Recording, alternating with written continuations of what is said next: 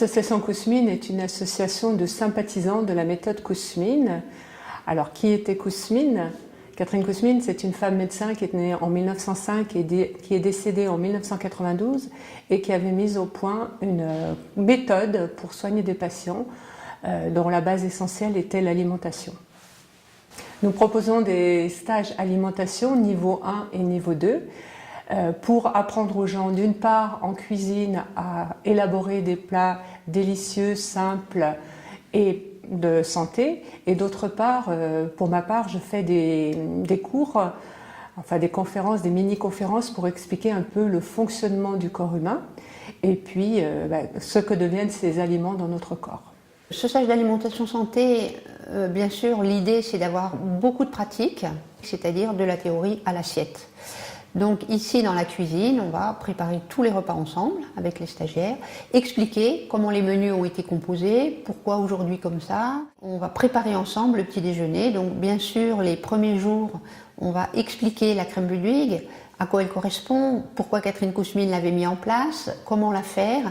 Et puis chaque participant va pouvoir se préparer sa crème Ludwig. Tout ce qu'on sait déjà cuisiner, on peut le mettre en place. C'est pas à mettre de côté pour tout changer. C'est juste à adapter pour rester vers quelque chose de vraiment au plus proche de la nature, au plus proche de ce qu'on est capable de digérer et d'assimiler. La première des médecines, c'est la nutrition. C'est pas la micronutrition. Et la micronutrition, elle vient en cas de pathologie à ton secours pour aller vite, si besoin. C'est une expérience très riche pour moi sur tous les niveaux. C'est très convivial. Le lieu est magnifique. J'apprends plein de choses, même si je ne comprends pas tout, parce que quelquefois c'est très très approfondi les notions scientifiques. Et surtout, on mange très bien. On essaye d'avoir toujours des aliments qu'on achète ou qu'on trouve dans la nature, j'ai envie de dire crus et nus. Après, nous, on va les préparer. On va les préparer avec une façon vraiment respectueuse de l'aliment. Quand on peut, on va aussi utiliser ce qu'on trouve au plus près de chez soi. Comme tout à l'heure, je suis allée cueillir quelques orties. Et puis les dernières fleurs, on est au mois de novembre, donc vraiment il n'y a plus grand chose, mais ça met beaucoup de couleurs dans l'assiette, ça met beaucoup de bonheur, c'est vraiment très agréable. Et il y a beaucoup de fleurs qui sont comestibles. C'est intéressant de les découvrir. La nature est tellement généreuse, il y a tellement de choses qui sont bonnes pour nous. Voilà, c'est ce qu'il faut qu'on redécouvre. L'alimentation, c'est vraiment très important et il ne faut pas qu'une alimentation santé soit vraiment une alimentation triste, qui nous amène de la frustration. Et ça, c'est vraiment très important. C'est aussi un moment de grande convivialité, les repas. Et donc, il faut que tout le monde trouve plaisir à manger. Donc, il faut vraiment que les plats arrivent, ce soit joli, ce soit appétissant et ce soit savoureux, de manière à ce que ça puisse convenir à tout le monde. Et trop souvent, l'alimentation santé a une image de triste et de privation.